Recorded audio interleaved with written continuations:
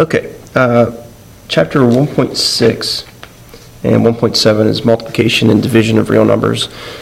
I'm going to probably kind of try to fly through these because the multiplication and division parts are pretty straightforward, okay? It's just thinking of it as your elementary school, you know, I have 5 baskets of oranges and there's 2 oranges in each basket. How many oranges do I have? Okay, that kind of thing.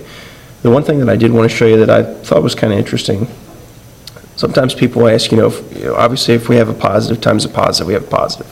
If it's a negative and a positive, it's a negative, and so on. It can be somewhat tricky to show why a negative times a negative is a positive. So I wanted to show you that real quick, just, so you have it.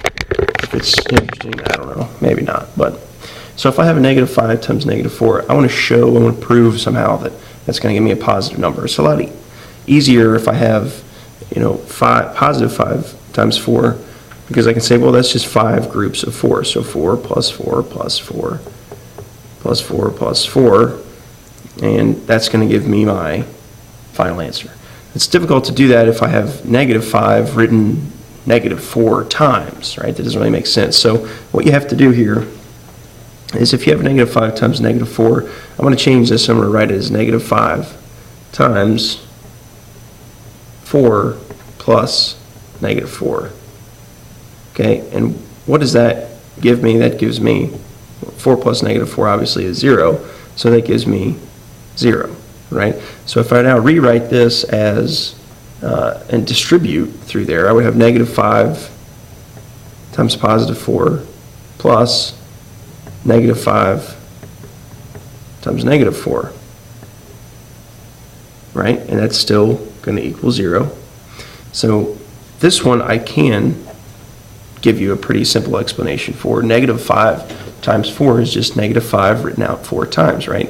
So negative 5 times positive 4 is negative 20 plus, and this is the one I was confused about. This is the one I'm trying to show from the beginning. So I don't know what that is yet, but I know that this all has to equal 0. So for this to equal 0, and I have negative 20, I need to add something to it to get 0. Obviously, I'm going to add 20, which keeps this statement true, which means that negative 5 times negative 4 is positive 20. So again, not necessarily something incredibly useful, but it's just interesting to see where that comes from and why and how we're able to show that it's true. Moving on to your book, the next big feat is multiplying fractions. And I talked about it, I think, in one of the very first videos. So if I'm multiplying fractions, I'm just multiplying straight across. Okay, there's no cross multiplication. I get that all the time, right?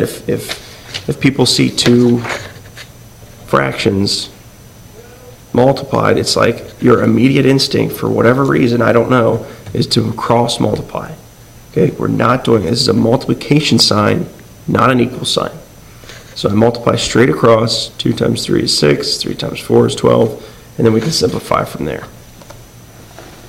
If it has a negative, and sometimes the books especially, and tests especially, will put the negative just on the fraction itself. Okay, they don't assign it to either the numerator or the denominator.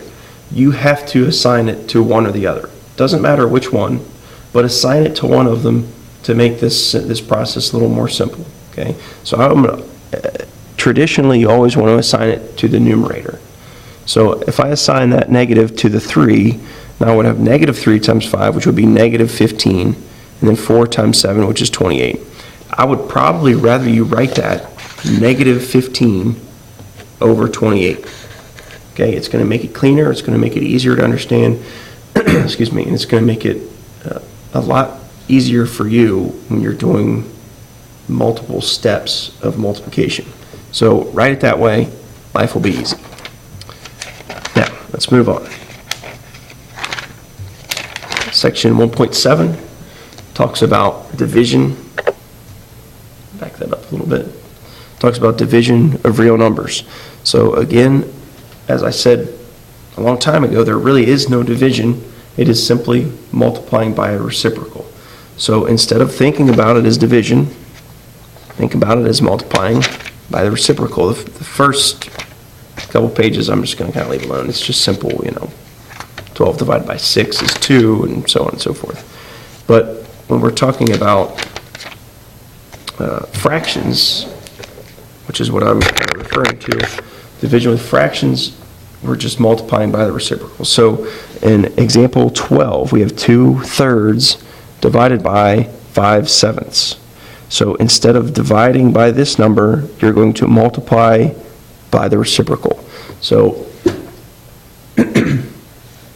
change it to multiplication, flip the fraction, and then multiply just like we talked about before. Okay? And then the last thing, let's see, that we talk about is this section right here. It talks about dividing by 0.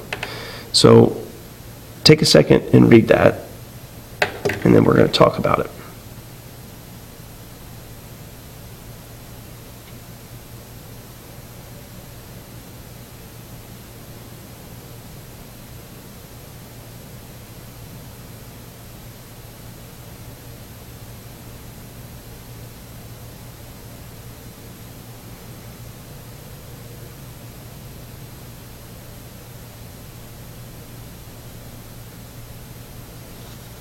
Okay, so this is another question that I get all the time, right? So we know, excuse me, we know that we can't divide by 0, but it's not sort of ever told to you why we can't divide by 0.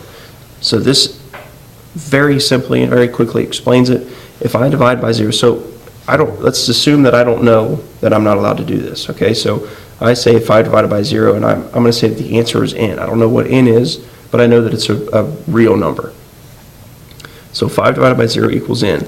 If I just do some simple multiplication and I multiply both sides by 0 to clear this fraction, now I have 5 equals n times 0.